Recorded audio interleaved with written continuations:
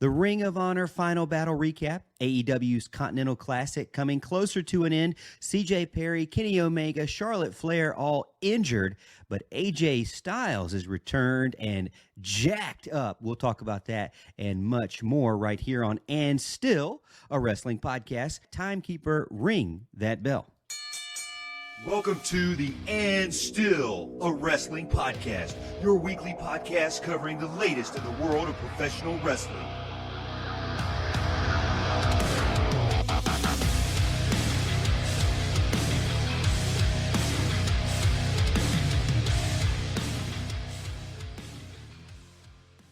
We're back, fellas. Episode 20 here on And Still, a wrestling podcast where we cover all things professional wrestling with an AEW lean. And tonight we'll be leaning even closer on that AEW side with Ring of Honor Final Battle Recap.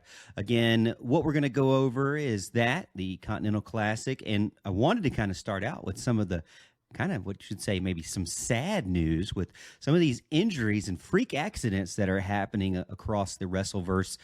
First up, fellas, I hope you're having a good week and getting ready for Christmas. Let me ask Kevin, the Oracle, Drew, the Authority. You guys, have you bought everybody's presents? Is everything ready to go for Christmas? I'm doing better than you were. Amazon has delivered everything. Yeah, I think I'm doing better than Morgan is, considering you were just at the mall 30 minutes ago. Yeah, I had to run home from the mall and get some last minute shopping done. Some of it, I think, when you really look back at it, it's probably just my wife just shopping for herself. But hey, she's earned it. She's spending some of her Christmas money already, making sure she has something under the tree from moms and dads out there. Dude, I mean, I understand that, but what in God's name would possess you to be out in the this late in December at a mall? It really actually wasn't that busy, to be honest. We know his addiction with riblets, so I mean, really, it's just a front. He's got an issue with riblets. Riblets. What is it with you thinking he's at Applebee's? Oh man, Applebee's! I would never go back there. Let me tell you. What? So you're gonna blow up our sponsorship. We're never getting the Applebee's sponsorship. Yeah, all that money, Morgan. I could have been set for life with the Applebee's more. Hold up. First of all, does Applebee's actually have that kind of money in 2023? Second of all, it's set the bar a little bit higher. At least get us Outback sponsorship. There ain't nothing wrong with those guys. It's not that far away from the mall. Outback's close. Yeah, Outback's fairly close, and I'd rather have a bloomin' onion than, what was it, riblets? Yeah, riblets just don't seem very good for me. No, seriously, is that really a thing at Applebee's? Dude, they've had riblets since they were in the early 90s. That was the thing. Anybody knows it's the Oracle. Yeah. Oh, God. It's dude, I am not some sort of Applebee's expert here. I don't know, man. What I think riblets are is it's a plastic rib, and they stick McRib meat to the plastic bones, and then they take them out back, wash them, and re-stick the meat. Oh, thank you. They're called riblets. Yeah, I already hate everything you just said. They're delicious. Thank you for that. You put enough sauce. Put enough sauce on anything. It's delicious. Listen. Before we get started this week, I just wanted to say, Shayna says hello. She says hello to both of you. Oh, okay, sure. Now that you know her first name. Oh my God, he's using the right name. Yeah. Last week I was accused of not knowing my bed partner's first name. Oh, okay. Her name is right. Shayna Wayne. And Shayna says hello. You've got problems. You need to be checked on. How funny is it that Morgan knew who I was talking about? Speaking of somebody who you've been in trouble with before in the past, AEW CJ Perry hospitalized with a finger infection. I looked at this picture, fellas. Looks pretty gross. I don't know how she got it, but she posted a picture of her middle finger just sticking her finger in things she shouldn't be sticking it in. That's where she got it from. Oh, for God's something in Mexico. Don't put it in a hole in Mexico. That's for sure. All I know is she's been in the hospital for 50 hours. I think they said. Now. Dude, that's not good signs. I feel pretty bad for her, honestly. I mean, I saw another picture where it had gone up into her bicep and the infection is growing. And so hopefully, just thoughts and prayers for her for sure. Get well soon, CJ, because I like, obviously, her on television. Obviously I want to see more of her on television as a wrestler and a, promoter. But I would say get well soon because that looks just ridiculous. Ugh, gross. I was like, fun. It's like unrelated to this situation. She's actually been doing some really great work on AEW lately. Yeah, I think so. Her business partnership with Andrade has actually turned out to be kind of interesting. And, I think we talked about this before where it's like the gimmick of is like, why is she always with some other guy other than, Miro and stuff? And it's like, yeah, but the thing about this is I've kind of actually enjoyed this angle because the angle is basically not about the fact that like she's running off on Miro. It's Miro has forsaken her and she's like, well, fine, I could show you that I can bring anybody to the top with my managerial skills. And lo and behold, like in this Continental Classic, Andrade's doing great. And I don't think any of us in the beginning thought Andrade was going to be as successful in this tournament as much as he has been. I can't speak to any of this without being sued. So this is all you guys. Listen, all kidding aside, do we know, was she with him Friday night? Because he did return to Mexico for a match and then flew back to have his Continental Classic match live Saturday night. So he was in Mexico City on Wednesday night. Was she with him? I do not know. It's hard to tell, but maybe not. She was supposed to be with him. So, I mean, if she's been in the hospital for 50 hours, that means at least since Saturday evening, Sunday morning. So I guess there's a possibility. Morgan, can you see if you can find if she was with him? It was CMLL, and it was a match that he had in Mexico on Friday night.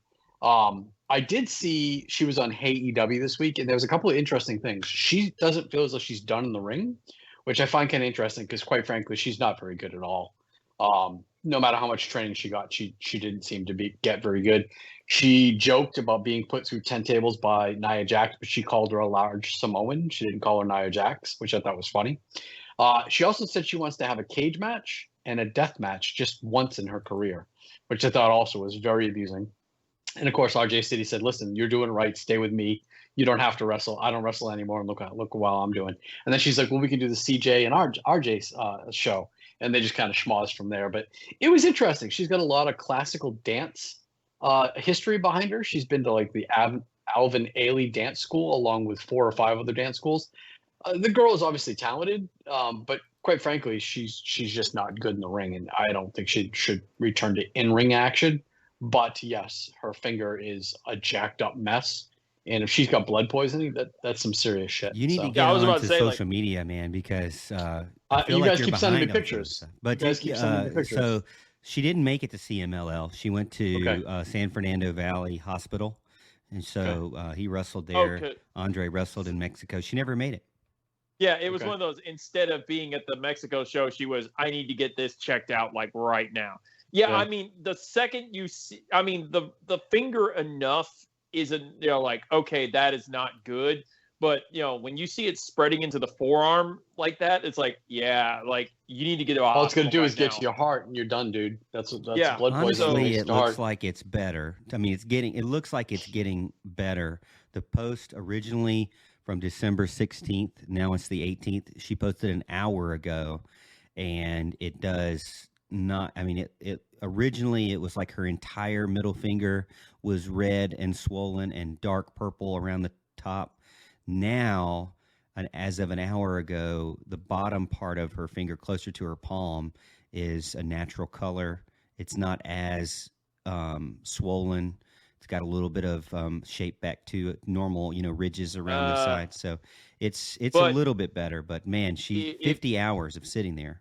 Dude, if you read that post, she said she's going in for surgery tonight. That's concerning there. I mean, they got to I wonder what they've got to do to that. It looks, I mean, hopefully she does say surgery amputate tonight, but yeah, hopefully not amputate that thing. Yeah. Oh man, that's but gonna be bad. It looks like she got some sort of scratch, like an open wound right in the middle of her finger, and then. But anyways, yeah, so that's just the first of many because you've got Charlotte Flair, who, I mean, fellas, I've torn my ACL twice, so I've torn my right ACL twice. She, the queen, did not tear just her right ACL. She tore her ACL, her MCL, and her meniscus. I mean, there's only one more. That's it. There's only two more L's or CLs, and then you have a full blown knee. So, she basically blew her knee out. I mean, basically. So she's going to be out for, almost the entirety of 2024. Which I really hate it for her because she's an attraction that is a top talent there in WWE and, has truly made a name for herself as an icon in women's wrestling. And she's somebody that I always look forward to watching. She did the moonsault off the top rope in towards the announcer's table. Originally, they thought, oh, that's where she tweaked it, but it looked like she landed kind of stiff, but it looked normal there. She was able to kind of keep going, and then so then they get back in the ring, they wrestle a little bit further, and then Asuka comes at her and she ducks and rolls, and when she did that, man, her knee just gave out there. And it's weird, those little things like that, Drew, and it's like it's gone. That's what happened to me in basketball. It's like the little move, and all of a sudden it's gone. I swear there was a point, I think, that where they said the injury may have occurred is, I think, like, Charlotte was on the top rope. Asuka goes up there to meet her there, and, like, I think they're going for, like, a superplex or something from the top rope. And you can see, like, Charlotte goes to get her footing, and she loses her footing. And as she tries to correct it, you could see the knee go out. As they both come kind of crashing down. And from that point forward, like, she knew you could tell, like, there was something wrong with the knee. And like you said, you see there go for that one move you were talking about, and you see, like, clear as day, like, she's lost, she's down a leg right now. So as someone who tore their ACL and MCL on their left leg, the ACL on the right leg at the same time, that was 1 year. 1 year of my life, I was 19 years old, that I was in rehab for a year. I didn't have a job, couldn't work. This is back when they used to give you the 12-inch scar on both legs. They don't do that anymore. Yeah, no. But yeah, she's got a long way to come back. They're saying 9 months to a year, and I believe that. It's a really bad injury. But also on that same note, it's like, at least we have a timetable for her. We don't know what we're dealing with or how much of a timetable we're dealing with our boy Kenny Omega, who also around the same time came out, with a notice of, hey, I'm going to be out of action indefinitely. I have a serious, medical condition. I think it turned out to be diverticulitis. So Morgan, you had mentioned that you didn't know that diverticulitis could kill you. So what happens is diverticulitis won't kill you, but when your intestine explodes, and basically your septic system backs up into your body and your body becomes a toilet, that's what kills you. He supposedly got there within a day of that happening. And they said, had it been another day longer, it could have been horrific. I don't know if you guys saw Wednesday night, the whatever you want to call that schmoz in the ring with him and Jericho and Big Bill and Starks. It was bad. Kenny was leaning on the ropes. He just didn't look like himself. I was about to say, like, now we know why. It's one of those things, like, a lot of people post that thing we're talking about, the chemistry between Jericho and Kenny Omega in the ring was terrible, and it just didn't work as a promo or stuff. But now a couple days later you realize, the reason there probably wasn't chemistry in the ring is because, like, Kenny Omega is just in absolute horrific pain sitting there. Like, that man was in constant pain during that entire program. Yep. Think of this for a second, real quick, Kevin. It's like he had to be in some form of pain too when he did that match with Ethan Page. Yep, they said he was in bad shape then too. He thought it was something he ate. He felt bloated. So what happens with diverticulitis is you have, not to get too gross, but basically there are sacs. And in those sacs, you could get like a seed or nuts that get into there and rot, and that starts to rot your intestine. And then obviously your intestine is where all of what goes in must come out. And if that blockage happens, then you become septic. And once you become septic, that if it's not taken care of and that blockage is not opened up, what they'll do is they'll go in and cut out sections of your intestine. I know this because I have a friend back north that's got 4.5 feet of large intestine missing, and it took him almost a year to come back from that. So hopefully Kenny's not going to need that surgery. They can get him with antibiotics, get everything working the way it should be, and he'll take a couple of months off. But I think he's banged up to begin with anyways. But this does leave AEW in a bit of a mess because we were going to see Big Bill and Starks against Jericho and Omega, but now obviously we're not going to get that. Are we going to get a fill-in? Yeah, we're going to get a fill-in for Omega. So quite frankly, I don't really even care about that. They haven't really built to it, in my opinion. Yeah, go ahead.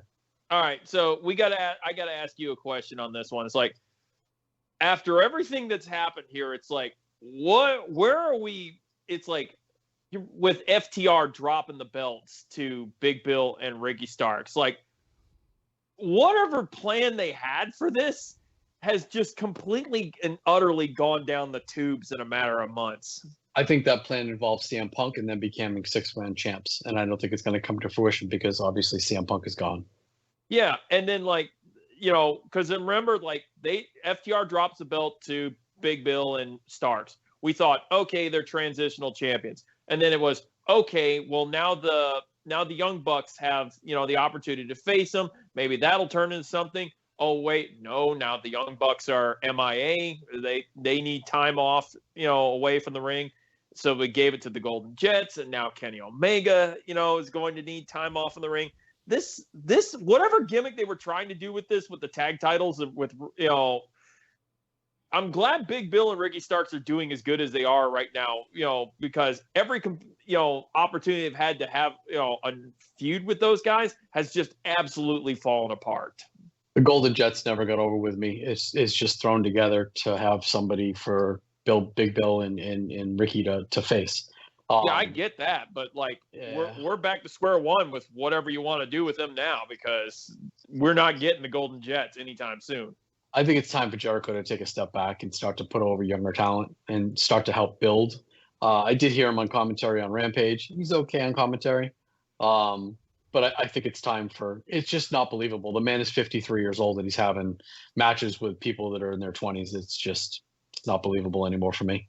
He hasn't had Sting standards, he's still got another 16 years to go. Yeah, Sting's an attraction.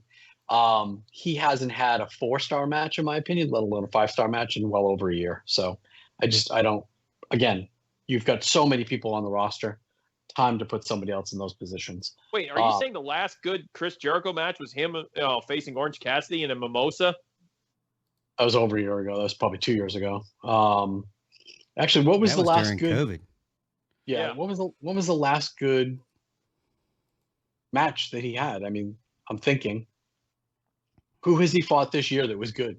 Well, let's pull up the stats. Well, let's look it up. Chris Jericho. Will Ospreay. Wrestling. But it wasn't good.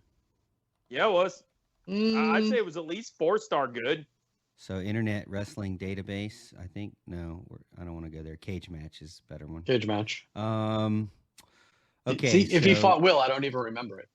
Let's see. When was his last?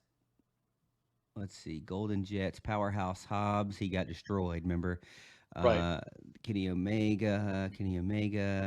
He defeated Sammy Guevara in September. That's when Sammy went out. Will Ospreay defeats Jericho in August. Ta-da. Was that Worlds Collide? No, All in London. Okay. What did they give that match? Jeez, how do I not recall that? I don't. You were see asleep. a grade for it. Okay. Well, defeats Commander. He was with Adam Cole, Britt Baker versus Chris Jericho and Saraya. He beat Keith Lee in April. I can't recall a match, and I'm surprised I can't recall that Ospreay match because obviously I'm a fan of Ospreay. But if you're telling me it was good, then it was good. 2023 really doesn't have much because the Jericho Appreciation Society lasted, until quarter 2, and then that fizzled out. And then end of last year, he was the Ring of Honor World Champ. Is that right? Yeah, yes. I don't even remember that. Yep, he beat Colt Cabana. He beat won and lost to the Claudio, I think. He had a Ring of Honor title reign there for the end of 2022, second half of 2022. The Ocho. Yeah. So, okay, I'll take back my statement. Apparently, he's had some matches, but I don't think of him as the top 5 people in AEW right now. But you had mentioned Ring of Honor, so let's jump over to Ring of Honor.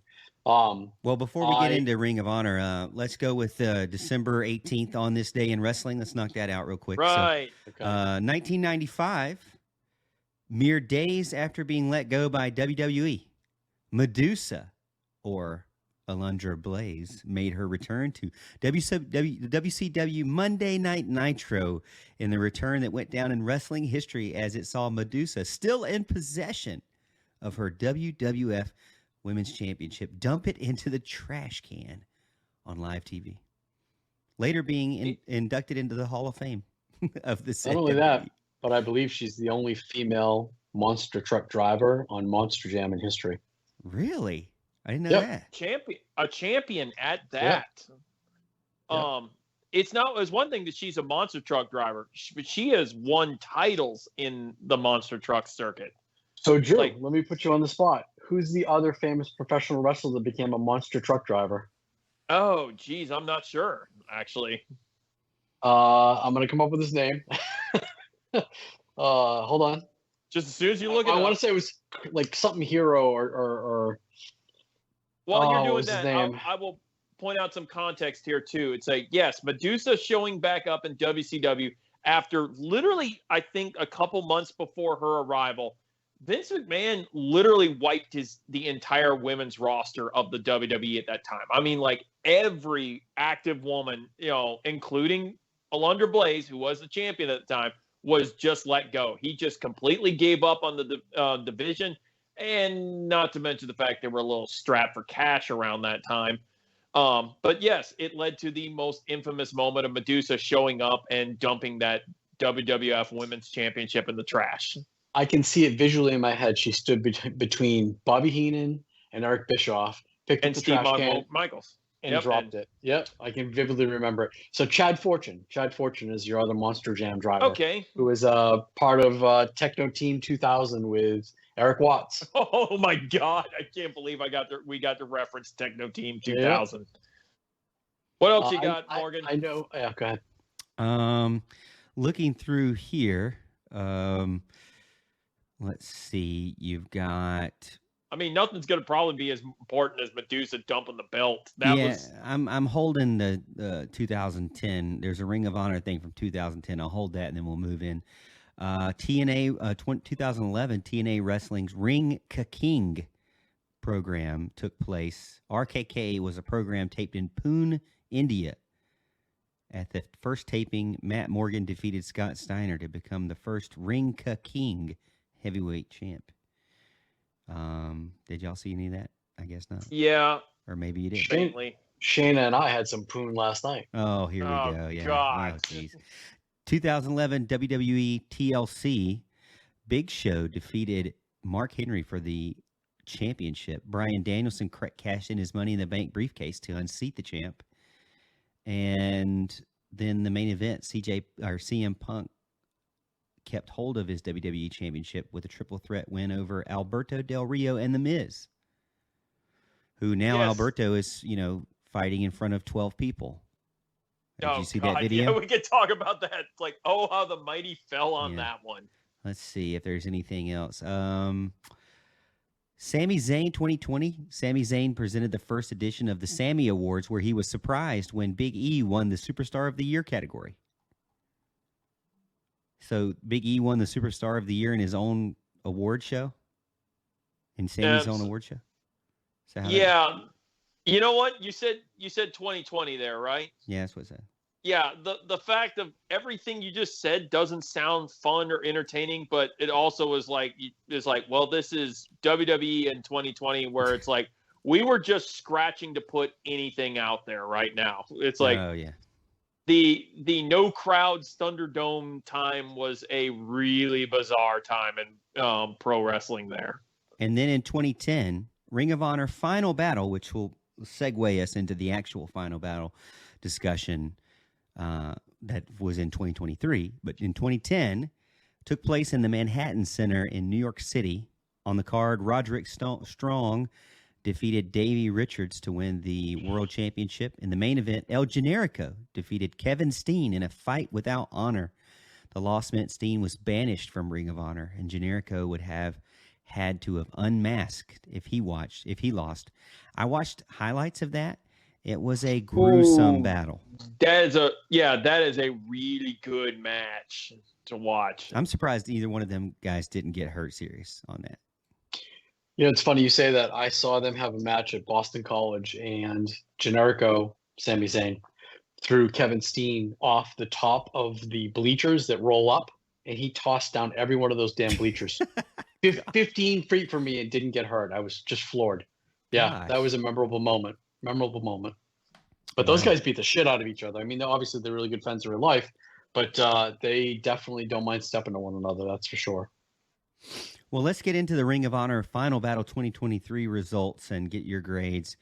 We can start with Zero Hour. Did you guys watch any of the 0 Hour? We've got Taya Valkyrie and Jasmine Allure. So I'm happy to say that I actually paid $10 to Tony just so I could become a member of the Honor Club, so I can watch all of the upcoming Ring of Honor cards and weekly shows going forward. So I'm happy to be a member. I guess there's just over 20,000 members. So shout out to Honor Club. I did see the pre-show. Taya Valkyrie and Jasmine Allure was forgettable. I don't even really remember what happened other than Johnny TV was there with her. I don't really recall much of anything else, so that tells you how it was. But that brings us to the next match, which was the Von Erichs versus the Outrunners. And I have a bunch of stuff to talk about here. First of all, the fact that we haven't taken the Outrunners and made them somebody yet. The fact that they're a nostalgia act that are okay. They're not great. They're okay. And that they look like a wrestler from the 90s, late 80s. And I think it's lightning in a bottle. And I think if you were to put them in front of a large crowd and make them something, give them an entrance, give them music. We all know they came from Ohio Valley, so it's a Ohio Valley property. But I think that we could probably put the straps on them and have a really fun 6-month program with them. With the whole antics of the 80s, with the finger in the air and the cheesy blonde hair. But this match was okay. I have a problem with the way Tony used the Von Erichs. I think it was disgraceful that he gave them a backstage promo during Dynamite, never put them out in the live crowd. The fact that we saw Kevin and his sons, was it Ross and Marshall, I believe? They've got some experience. They worked for MLW for a while. Excuse me. But they're not very good.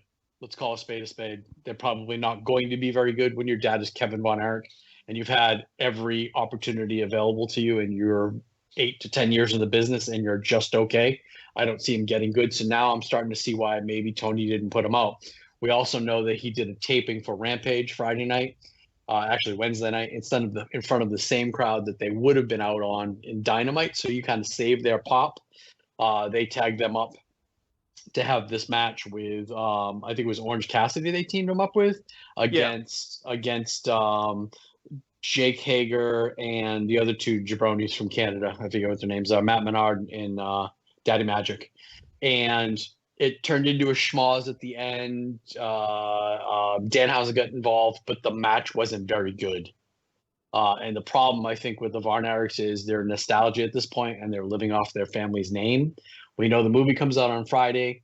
I think Tony just used the name to create some buzz and realized he didn't have much, and he made chicken salad out of chicken shit. So that being said, I was actually going to say on that 6-man tag, it's like, yeah, the highlight of the whole thing was the nostalgia run with, you got Danhausen doing his antics, and you got Kevin Von Erich applying the claw. I mean, and how sad was it to see him try to struggle to come down and actually get that claw on? I mean, he got the claw on okay, but to him to climb in the ring and him to move. First of all, he's wearing moccasins. It was smooth on the bottom. So he was slipping and sliding everywhere. So shame on him. Should have been barefoot. That's what I'm saying. Right? Like, I looked at it, I was like, why is he wearing shoes? Like, it was strange. It's like the ultimate barefoot wrestler. Yeah. You know what, though? If we don't use them going forward, I understand what he did with them. So the match with the Outrunners had a couple of botches, but the Von Erichs had even more botches. So this was also forgettable and also a wrestled match, in my opinion. So, yeah, kind of sad. I guess that legacy is kind of over with. So The next match, I enjoyed Brian Keith versus Jack Cartwheel. I'm familiar with Jack Cartwheel's work, but I had never seen Brian Keith before. Apparently, Brian Keith is someone who has been on the scene for a number of years, like 10 plus years. And he's a name in Texas. And obviously, we don't follow Texas wrestling per se. So he was over with the crowd. So this was a qualifying match to become the sixth person in the six-way TV title match that was going to take place later in the show. And he got over with the crowd. I mean, he was over to begin with, and he got over even more. He's a smaller guy. He is good. He's not great. And then Jack Cartwheel's gimmick is just doing all kinds of cartwheel slams and cartwheel suplexes. And it was a fun match. I enjoyed it for what it was, excuse me, which was a pre-show. So, again, we got introduced to Brian Keith, and we're going to see more of Brian Keith as the weekend progresses. Morgan, are you? As soon as Morgan is done readjusting himself, we'll move to the next match. So that was 0 hour. He ran through. Well, no, we finished. We didn't. We missed one more. Daniel Garcia. Yeah, Daniel versus Garcia and Blake Christian. Yeah. It wasn't. Blake It's, Christian. yeah, it's Blake Christian. Stop. Okay, reading, who won that? Bleacher Report. Garcia. As Really? he should've. Okay. Oh yeah. He Well, should've. good for Garcia. He finally won something because it has not been his day in the Continental Classic. No, not at all. Not at all. And this is a hard fought match. They really kind of gave it their all. It was pretty good. It was snug. Definitely snug. All right, When we get good for when we them. get that snug merchandise. I don't know, man. We need to work on that. Teespring. All right, so first match up, which is one that you guys were texting back and forth on. I haven't seen it, but El Hijo del Vikingo. El Hijo del Vikingo. Hijo. Come on. El Hijo? We just call him Vikingo. Yeah, let's just call him Vikingo. Shorten Versus it up. Black Everybody Taurus. else does. Vikingo That's- versus Black Taurus. Triple All right, A let Mega me- Championship. Let me give you a quick lesson in Mexican wrestling. It's El Hijo del Vikingo, and it's Black Taurus. Oh, Taurus. Okay, yeah, all right. It All really right. is. I Do know you know it that is. Black- It has to be Black because the other Taurus- one was Roosh Yes. instead of Rush. And it's like, That's okay. right. Black Taurus has an alter ego very similar to Taurus. Kenji Muto and Muda. It's Black Taurus and Taurus. When he wrestles the good guy, he's Taurus. When he wrestles the heel, he's Black Taurus, and that's a legit fact. He's Guys- black. So when he wrestles a bad heel. guy, or when he wrestles as a bad guy, as a heel, Yep. he is Black Taurus. Correct. So he's a bad guy here. Yep. Okay. If you guys haven't seen this, No. this is match of the year candidate. Really? This On December this match, 15th? This match set the pace for the entire rest of the show. And after I saw this match, my wife says, "How's it going?" And I said, "There's going to be nothing that tops this." Well, that's good that it was the first match out the gate then. And you know what? As good as this was, there are two other matches that are 7/10 of this match. But this match was good. Very, very good. So They hit so many crazy spots. Typical lucha match, right? A lot of flip, flop, fly. There's a couple of times where the guy's standing there with his dick in his hand waiting for the other guy to set up because the rim ropes are slippery or whatever have you. And we saw a lot of that this week. Well, that was Every made fun of major- on social media a lot. Was it? Okay. Yeah. So, and again, it's the nature of what you're doing. If you've got a crazy high spot where the guy has to be positioned, and then you have to get in position, and you have to be in a certain position, there's a pause there where the guy's just looking like he's got his dick in his hand. Unfortunately, it takes me out of it. There wasn't a lot of that in this. El Hijo del Vikingo is a gifted son of a bitch. I've seen a lot of these lucha guys over the years. And every time you think you've seen the ultimate lucha guys, there's another guy that comes up and gets even crazier. And right now, for my money, El Hijo del Vikingo is top of the notch lucha guys. And I think that's why he holds the AAA strap. Again, if you have not seen this match, you need to go out of your way to see this okay, match. so There were I've so seen many this match. spots. So many spots. I went out of my way to see this match, and first of all, anybody who's watched wrestling as long as I have, if you've lived the years of 1994 and 1995, I don't remember which of those it is. It's one of those 2 years when the WWE debuted the infamous Mantar character, a wrestling bull. And if you remember that, it's like you would never ask for a wrestling bull character in pro wrestling ever again. But Black Taurus put on such a performance, and with his look, combined in that, the dude looks like a monster villain, like just out of some of the, out of some movie or something like that. And his wrestling, just unbelievably good, fun. I never thought I'd want a wrestling bowl in professional wrestling again, but here we are. And he doesn't just wear a mask. It's like a form-fitting mask. So when he moves his jaw, the mouth opens and closes. And how cool was it that he hard-weighed, cut above the eye of the mask, and the blood was coming down over the mask? Yes. Visually, they could not have done a better job. I think this is a candidate for match of the year. And you have to remember, neither of these guys are under contract to anyone. They're independent contractors. They're not locked in. So, for instance, El Hijo del Vikingo is going to be at TNA in their X division on January 14th out in Vegas. So these guys are not under full-time contract, and they gave it their all. Morgan, your homework is to watch this match this week. In my personal opinion, TK should sign that bull. And if he doesn't sign that bull, though, at least I would have Black Taurus on Dynamite or Collision or somewhere. Put that guy on TV where people are watching. I can almost guarantee he can get over. So, it's funny, Andrew, you mentioned that the fact that there's a legend that says Taurus is the illegitimate son of Mantar. Did you know that? Oh, so we are tying back to this thing? Apparently, there was one night that Mantar spent in Mexico, and we got Taurus because of it. Yeah, what can I say? Mantar loves the Latinas. Yeah, Morgan, that's your homework. Go out of your way. All right. Some crazy stuff, like stuff I can't even talk about. I mean, Vikingo hit a 630 splash. Vikingo hit a 630 spot. Just crazy stuff. It was very, very good. So, do you guys want to keep going through every match, or is there like? Yeah, I'll quickly run through it. Yeah, I'm gonna quickly run through it. Mobile Embassy versus TMDK, non-memorable. I can't even tell you who won. I think I got up and got a coffee at this point. The high spot with this was Prince Nana for me. I always enjoy when he's on my screen. Okay. Tony Nese and Ethan Page. It was a no holds barred, I guess you want to call it, like I quit match. They had some interesting spots. They played with the handcuffs. It was okay. Again, it was entertaining. It wasn't great. Obviously Ethan Page went over on Tony Nese here, and shout out to Ethan Page. He looks great. He's in the best shape that I've ever seen him in. He's better now than he was when he was in Impact. So they did a protein powder spot, which is pretty funny. But again, it was a match. Protein powder spot.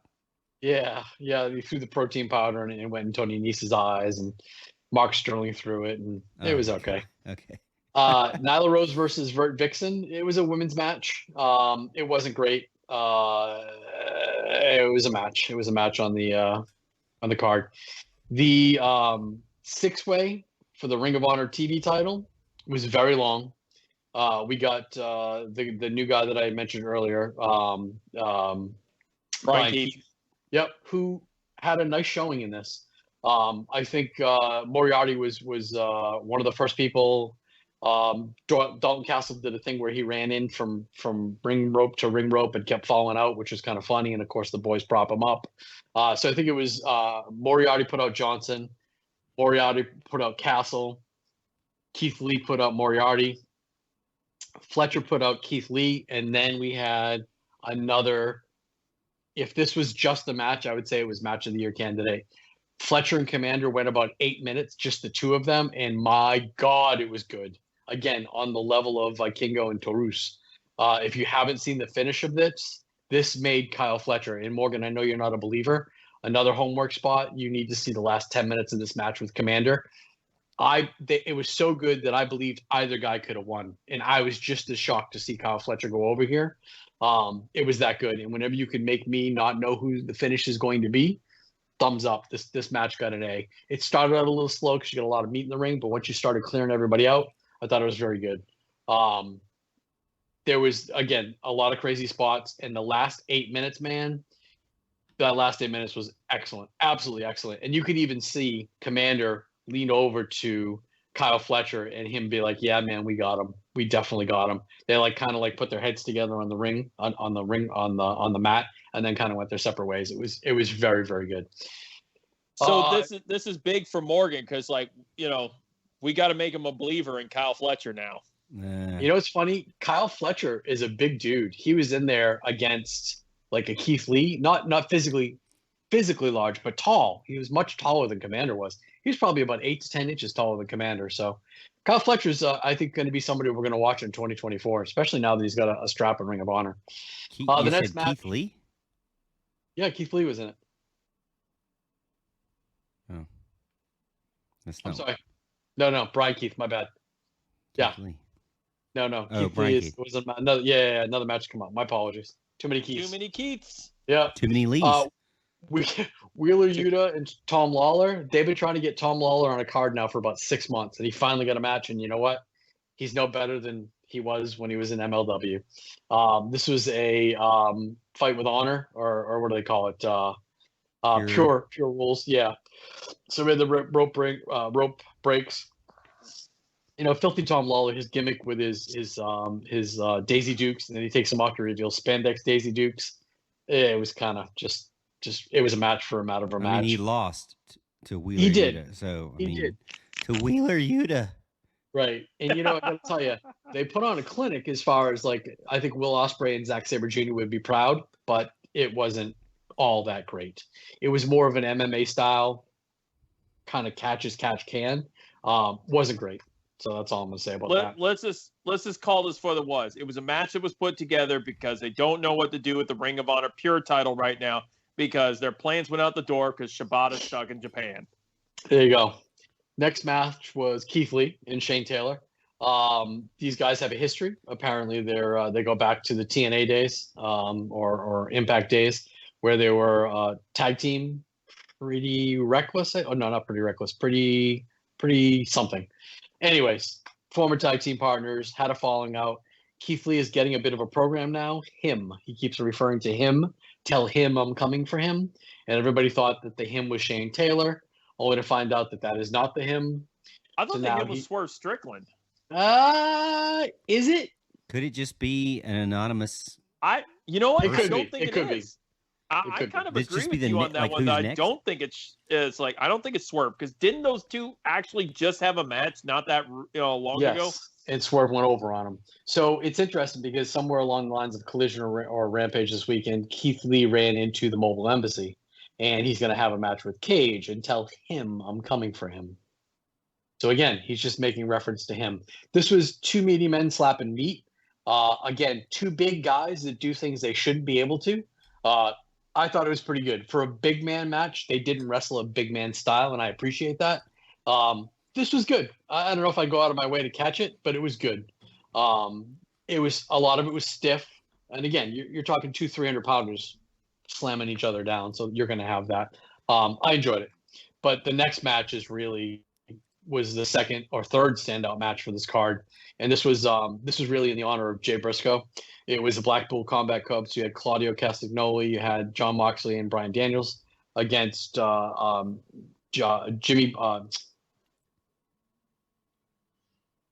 Briscoe and FTR. And it started out as a standard match, and then it was a match without honor. And when it turned into a match without honor, that's when you get all the plunder.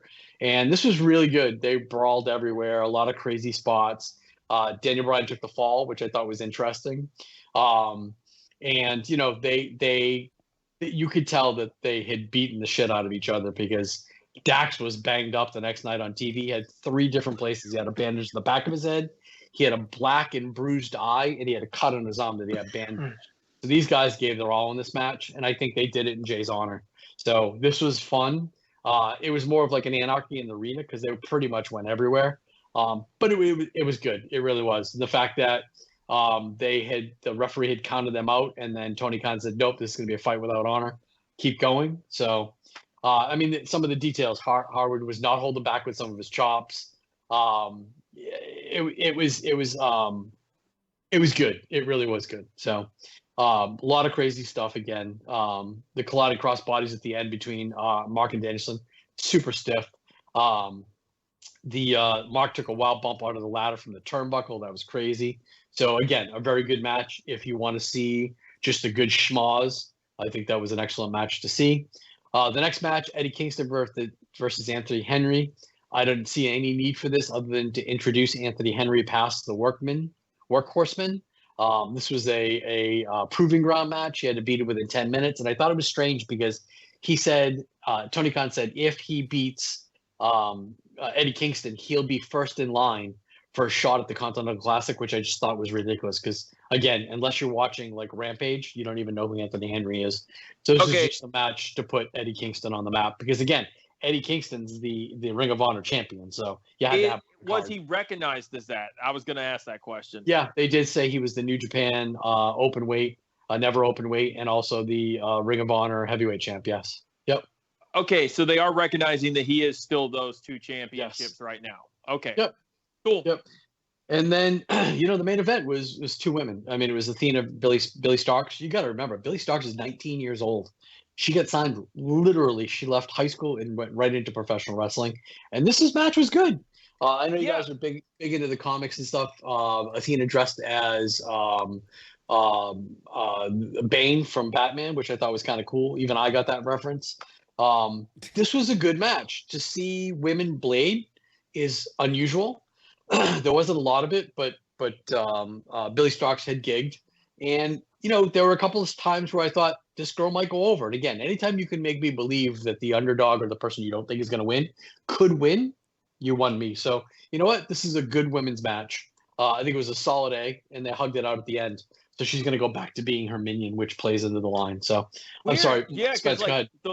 I'm familiar with the story they were trying to tell in this match. And if you were familiar with the story they were trying to tell with Athena and Billy Starks, you would have assumed this might be where they're going to let Billy go over. Yeah, it was very good. Apparently there's a storyline that I wasn't following where Athena was taking Lexi Nair and Billy Starks under her wing and teaching them, so to speak, the ropes, but she was really taking advantage of them. So when that came to a culmination of a competition and Athena chose Lexi Nair over Starks, that's when this whole rivalry came to be about, and that's why Lexi Nair was the ring announcer and why she handed her the belt and how that all came into the schmoz in the finish. But overall, they told a good story, and to see a pay-per-view end on a women's match, hey, I'm all for it. I enjoyed it. As long as we're still here on Ring of Honor, let's cover this one real quick. So they didn't give the Ring of Honor Women's Championship to Billy Starks, even though I thought that was going to be the solution. But Tony Khan comes up with another solution here, does he not? He introduces a Ring of Honor Women's Television Championship. Yes, that was done at the tapings over the weekend, which is interesting because they don't even have a TV show. They have the Honor Club, which is their weekly programming. But to the best of my knowledge, Ring of Honor doesn't air on TV. So I think Tony just loves belts. Yeah. So for those counting at home, I've checked into this. This is the 14th active championship within Ring of Honor and AEW right now. Wow. That's crazy.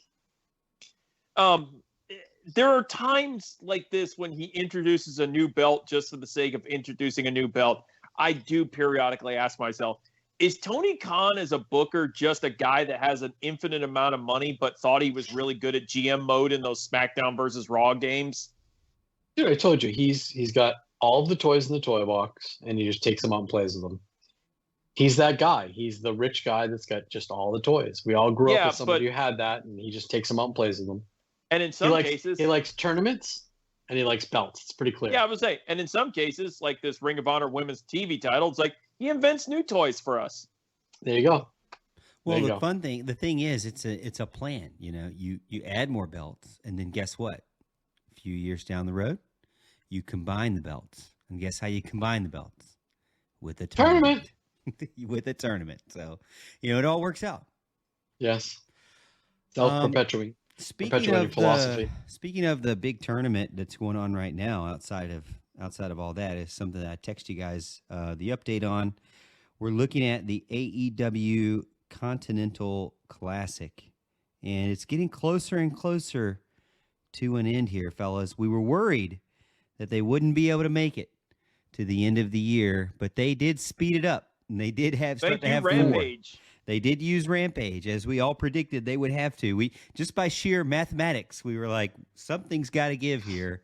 And honestly, as Drew mentioned earlier on in the show, it has helped, I think, the quality of and the watchability of the matches and the programs for AEW, because these matches are good, and they're pitting the best against the best, or good wrestlers against other good wrestlers, and win or lose, they still, it's a very competitive match. But we are getting closer and closer to the end, and I mentioned this in our text. When you look at the Blue League and the Gold League collectively, let's look at the Gold League first. You've got really Jon Moxley is undefeated right now. He's got wins over Swerve, Roosh, Mark Briscoe, Jay Lethal, and he's got Jay White. He's only got to fight Jay White. That's all he's got left on there, right? Yeah, he's got Jay White left, so he's got 12 points with Jay White left.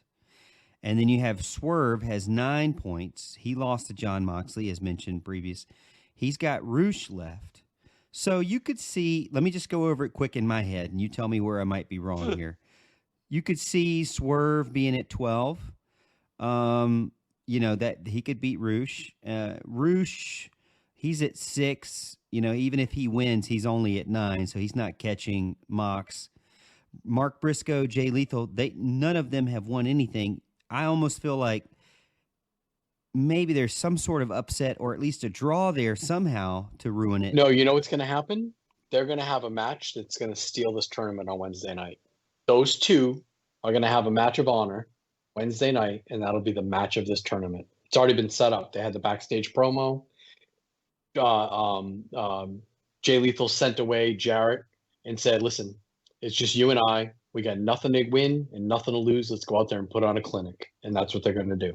So Jay Lethal has to face Mark Briscoe. Yeah, so that's right. They only have to face each other left. So they're out of it, but they're going to put on a big show. That'll be fun. Yep. Yeah, I'm looking forward to that one.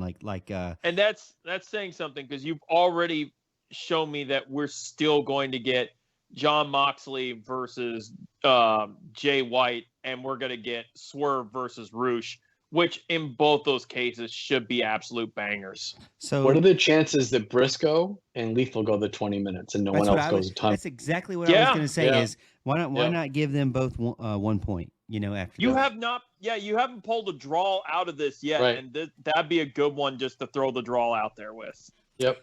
I think so. I think it would set up for that way. Even still, they're nowhere near beating Moxley or even touching Moxley. The one closest. No, Moxley's basically ran away with this thing on his side. So who is up next? Who will we see first? Will we see Swerve's match first or Mox's match first? I guess they would probably want to wait and hold Mox's match so that I would we don't give Mox it away. To the end. It's like Mox is the guy that looks like he's about to do a clean sweep of the thing of his side of the tournament. So I say you put that on last. So who can tie him? Jay White, right? If Jay White goes over Moxley, or Swerve could tie him. So do we really need to see Moxley win a belt again? No. But what do you do in a tie? Do they both advance? They already discussed what happens if there's a tie. It depends on who got to the points first, I believe. So that would be Moxley, right? Yeah, that'd be Mox. He's at 12. Wait, so no matter what. Mox is already at 12, isn't he? Mox is already at 12. So then if that's the tiebreaker, then he's already advanced. And that Tony mentioned it the other night. If it should end in a tie, the person that would achieve the top. Mox basically ran away with his end. Yeah, I'm not happy with that. Not happy. Yeah, but okay. No. the blue league and the gold league winners have to face each other at World's End. So I think the idea is Mox runs away with the gold league I think he's in, and they're gonna and if you look at the blue league, the points are a lot closer. Okay, yeah. So and so to Drew's point, when we get into the blue league here, if Mox sweeps, I mean. Well, we've already said even if he doesn't sweep, he's moving on. So whoever. Well, wait a minute. Hold on. So if he so Wednesday night it's Moxley and Jay White, right? So right. Jay White could beat Moxley and tie him in points at 12 points, correct? Right. Okay. Yeah. And then who is Swerve fighting? Swerve is fighting Roosh. And Roosh is so if Swerve wins, he's only got one loss. He doesn't make it to 12. He makes it to 9, correct? If Swerve wins, he's already at 9 because he has beaten. Briscoe, Lethal, and White. Okay. So it's possible we could see a 3-way tie. And if I there's a appreciate you 3-way guys tie, catching up with me here. I did mention that there's going to be it could be a 3-way tie if they both lose. So, if Roosh loses and Moxley loses, you would have a 3-way tie. But that's going back to what we said. If the tiebreaker is 12 or the first of the points, then Mox wins. Now, in football, it's usually like the tie goes to the head-to-head matchup, and in the head-to-head, Jay White would win. But I don't know if that's obviously not the rule. Basically, it all comes down to the Gold League being interesting if Jay White beats Mox. If Mox beats Jay White, then it was all Moxley the entire time. Well, it only becomes interesting if we know what the tiebreaker is. Because if it truly is the first to the points, then Moxley's already gotten to 12. Yeah, but that's what I'm saying. Like even that, it wouldn't matter if he beat Jay White. Oh, because then if he beats Jay White, if he wins, then he sweeps. Yeah, that's no big deal. Yeah, yeah, win and you're in, kind of thing. But yeah, so yeah, but that's so why I was Drew. pointing the finger at the Blue League, because like the Blue League, the points race is a lot closer. Kevin's looking up, I think, the tiebreaker. I'm trying to find it. And I swear Tony said something about it. You keep looking it up. Drew and I will talk about the Blue League while you look it up. And there could be a 5-way tie between the two brackets. Well, it could be a potential 5-way tie. Well, you wouldn't do it that way because the leagues are separate for a reason, so it wouldn't matter in that case. Yeah, they would just throw them all in a ladder match. Well, you have the separate leagues though, but that. Anyway, so yeah, no, I get it. So Blue League, you've got Bryan Danielson. He's got 9 points, and he's got Claudio left. That one's definitely an up in the air match.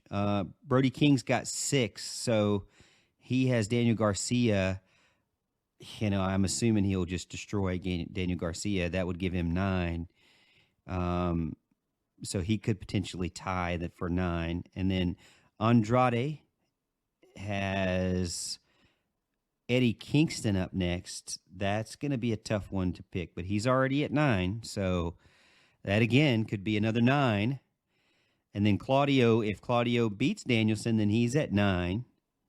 And then Daniel Garcia's out of it. He's way out of it. But he's at 0. He's got 0. I could see Garcia being complete zeros because the Blue League is just stacked. Daniel Garcia is the weakest link by far on the Blue League. But Eddie Kingston, if he pulls out a victory against Andrade, then he's got 9. So Andrade would have 9, Claudio would have 9, Eddie Kingston, everybody else except for Garcia would have 9. So you'd have a 4-way tie for 9. And in that case, I don't know how you would even break that up. They got to have some upsets here. The tiebreaker is the total match time.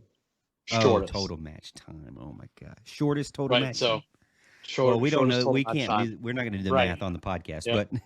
but nobody has gone the 20-minute limit. So, I'm assuming here, Kev, somebody on the Blue League's got to go for a time limit draw too, to kind of make sure this is coming out clean. I don't know, but again, when this came to fruition 4 weeks ago, we said this is going to be good, and it has not let us down. We're getting some fantastic matches. We're getting the ability to extend angles after this is over. We're getting new feuds set up, so it's enjoyable. I feel a little sad for Eddie Kingston. Like, the dude wound up getting the first 2 belts of his lifetime, and he put them up only to lose them. It's a little strange. But I don't think, unless he wins his next 2 matches, he has no ability to continue to the finals here. Which I would point out is like, I don't know if this is my wrestling logic or what. It's like, well, if you had a tie, that many ties in the Blue League, and Eddie Kingston is one of them, it's like, wouldn't you put Eddie Kingston as the tiebreaker due to the fact he is a defending champion? And haven't we seen, we know that Eddie Kingston and Moxley are friends. It goes back to the exploding barbed wire match where he covered him up. I guess theoretically we could, and there was supposed to be a giant kaboom and there wasn't. I suppose we could get Moxley versus Kingston and put Kingston over Strong. I don't know. Oh, There are a lot. Well, there are I a think lot you- of ways. I feel lot like of you ways. just predicted that. I mean, There's a lot of ways we can go here. A lot of ways. I feel that would like be that- ultimate that's- fun story. use the Oracle. storytelling. I think the Oracle's pulling out all the stops here. Actually, in light of the Oracle, have you guys picked up on the hints of long-term storytelling that I think I almost know will lead to a match at All In at Wembley in August? Have you guys started to pick up who we're going to see on that card? And it's somebody we've never seen wrestle in AEW. I'll put it that way. One of the guys that we've never seen one of the guys wrestle in AEW, and every week it's making it more and more obvious to me. And when I say you can be like, yeah, you're right. I mean, are you talking about like the rumor of one of the Devils being part of the Undisputed Era? Nothing to do with that. Nothing to do with that. Has to do with the Clam Digger. Clam Digger? Nigel McGuinness is going to come out of retirement to face Bryan Daniel at All In. Yeah. I'm going to guarantee it right now. You know what? December- Yeah, you're right. I see when the this subtle drops, hints. December 20th, we're getting Nigel McGuinness and Bryan Daniels, and it might be one of Daniel's last matches. All All because In. of him just talking junk on the mic? Being Well, the you got to heel? remember, it goes back to Ring of Honor when Nigel was champion. Oh, okay. So I there's don't know that. A but- there's a vast history of those two back then. And we own it's like TK owns the footage for that.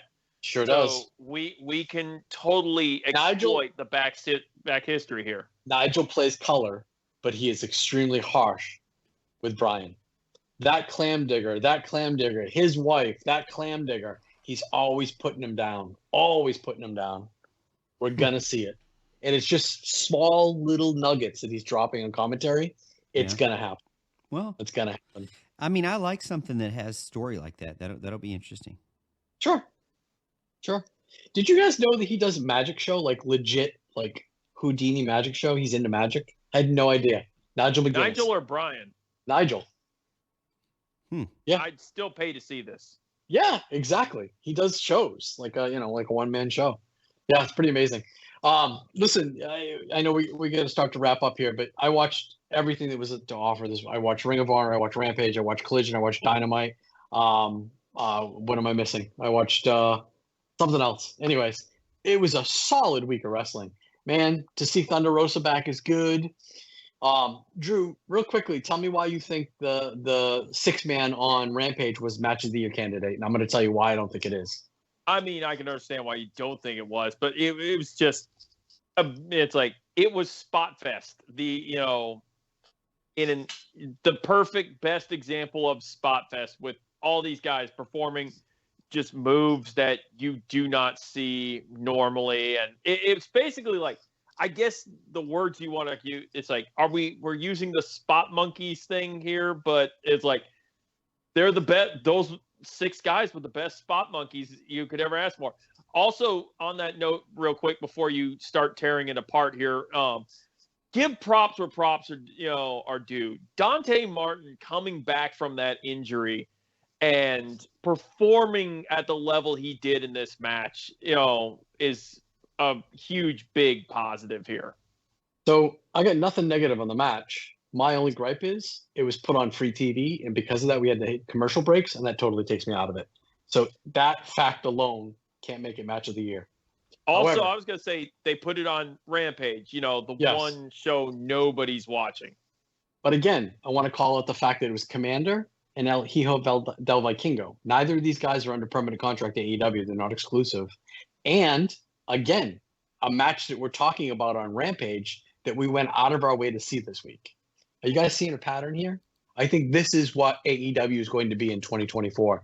It's going to be this new spot monkey type style, and it's going to kind of revolutionize what we're watching right now. So, Well, that to me is the bread and butter of AEW, is it's be different. different from WWE.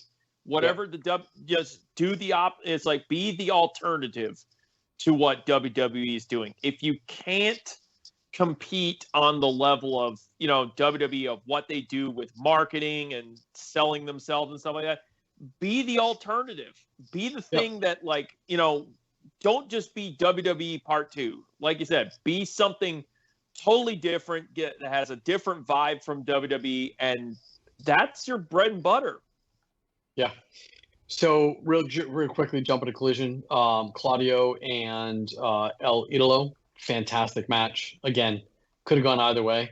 Claudio was in a banger of a match. In fact, he's the only guy that didn't bleed in the 6-man. Claudio didn't get colored in the 6-man the night before, but you would have never believed that he was in a massive battle just 22 hours earlier. He looked none the worse for wear, and he wasn't holding back. Claudio's been busy this week. Yep. Can we also call on the fact that I think Andrade's put on a little more weight as far as bulk and mass? He's much bigger than he was when he was in WWE, in my opinion. Abaddon versus Jasmine Allure. The match was shit, but it set up the return of Thunder Rosa. Thunder Rosa came down. And Morgan, the reason being is, and this is going to break your heart a little bit, but basically after the match, Abaddon got jumped by Julia Hart and Sky Blue.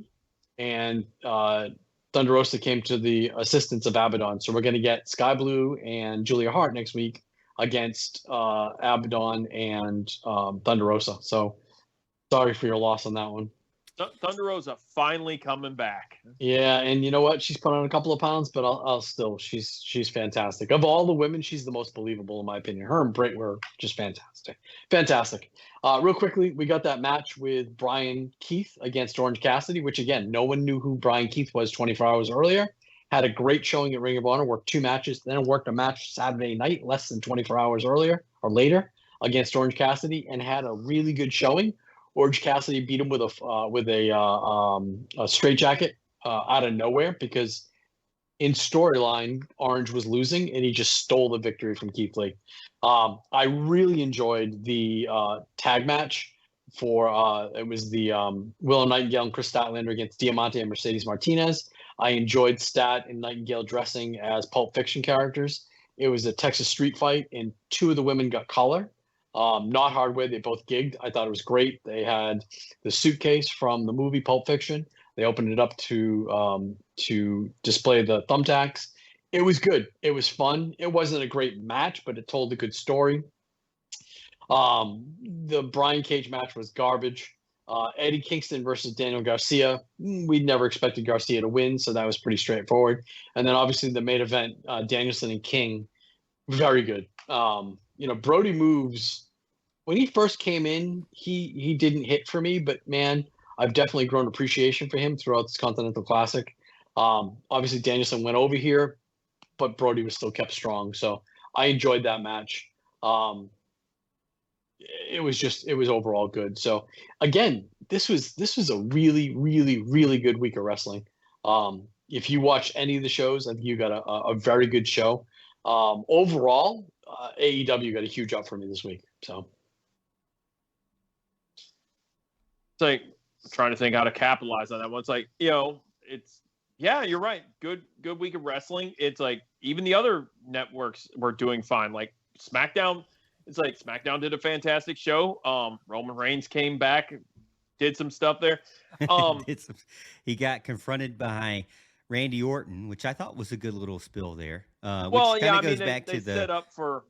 They set that up that we're gonna get Orton and Reigns at Royal Rumble, which fine. And we gotta mention that whole thing, the return of AJ Styles, who's really hit the sauce. I think. Could you say he's got his foot on the gas? Would you say? Maybe. He looks great. Looks healthy. He looks phenomenal. He's jacked. That's for sure. Also, we were talking about the booking of we're talking about how different booking last week is with WWE and Triple H at the helm. It's like you got an instance of that where like the 3 faces were in the ring, doing their thing, and then AJ Styles just whips around and punches LA Knight, and you see like. It's great because if you look at it, it's like you see Orton look at like AJ Styles, looks down at LA Knight and kind of shrugs like, all right, well, that's that. And as AJ walks off and stuff, it's like, I like that they've got this new vibe of like kind of humanizing some of them. like, what do you call it? LA Knight's, a good guy and he's gotten over, but he's still kind of a dick. And the fact that, like, AJ Styles just wasn't having any of it. Because even though I know we're supposed to be both good guys and stuff like that, it's like AJ Styles kind of gave off, AJ and Orton kind of gave off the thing, like, we still don't like this dude.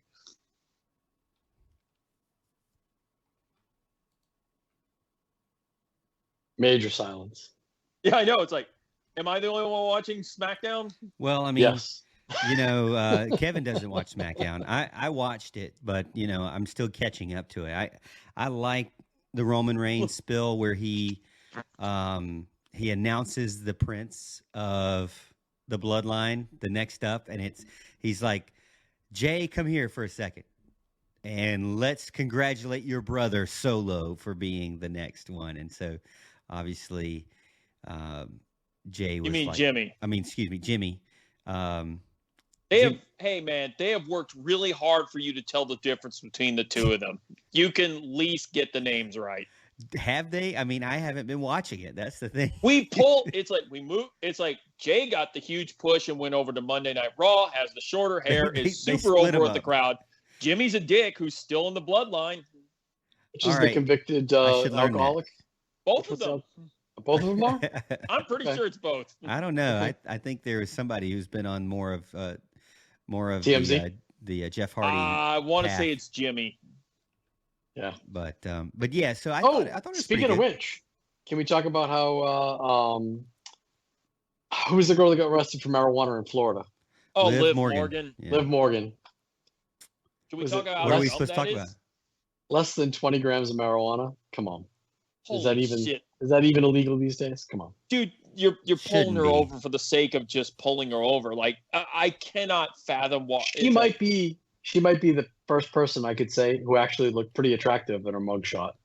Yes, I actually will kind of agree with that. It's Yep. like, and that's a hard feat to pull off when Yep, you're getting sure is. arrested. Yeah, But- just look at Sonny. Which mugshot from Sonny? Oof. There's Oof. a lot of them. So, boys, number 20. Next episode, we're legal, boys. We can drink. Next We made it.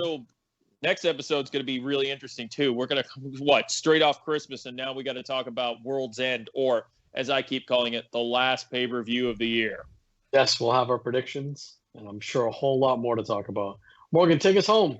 Well, thanks for tuning in to another action-packed episode of And Still a Wrestling Podcast. Got to talk about a ton of stuff today and learn more about Ring of Honor, which, I thought was dying, but apparently not. Apparently not. We hope you enjoy diving into all the headlines tonight. Remember to catch us every Wednesday where we release a new podcast. Don't miss a beat of And Still a Wrestling Podcast. Until next week, may your favorite superstars keep their title belts, and may your suplexes always be perfectly executed. Stay ringside, wrestling fans. This is And Still a Wrestling Podcast, the undisputed champ of podcasts. Shayna, warm the lube.